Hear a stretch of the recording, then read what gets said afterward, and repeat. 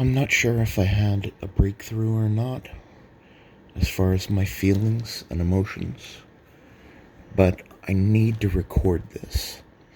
I need to get this down on tape, because otherwise it will disappear from my mind, and I'll struggle with it again later on. I heard the garage door open, and immediately I was filled with a sense of dread. And I shouldn't.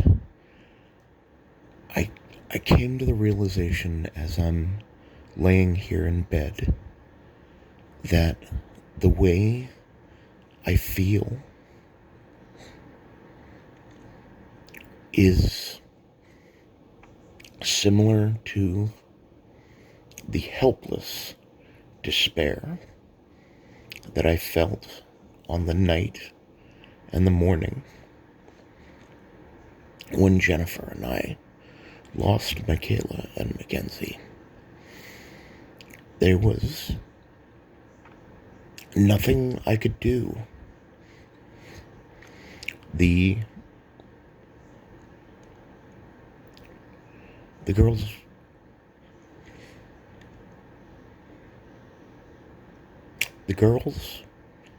slipped through my fingers, and I couldn't prevent it.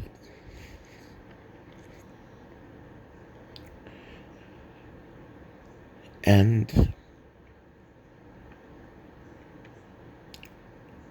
there was nothing I could do to prevent the hurt and the despair and the helplessness. And I realized that that same feeling of helpless despair is what I feel now. And the reason why I feel it is, I believe, only partly from myself.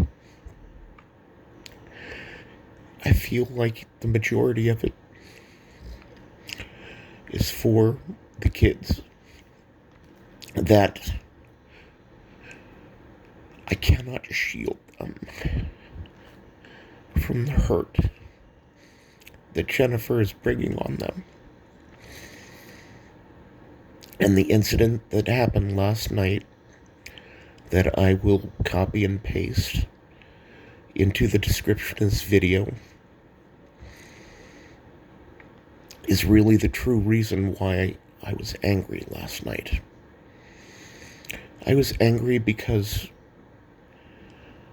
Jennifer was hurting them with her actions. And it was a helpless despair. A feeling that I couldn't prevent what she was doing to them, because I cannot prevent her from being in their lives. And they will always be vulnerable to her hurting them. And I cannot shield them from that. And that fills me with helpless despair. Again, the way that I felt that night with Michaela and Mackenzie. And I don't know how I'm going to unpack and deal with this tangle of emotions. But I've got to say this out loud, as much as it hurts to do so. God, this hurts. It hurts me that she is going to hurt them. That she is going to hurt them over and over and over again.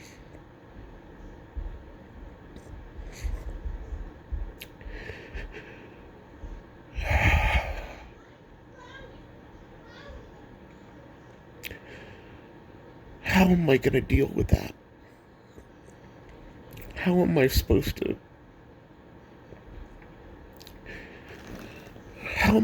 to deal with that?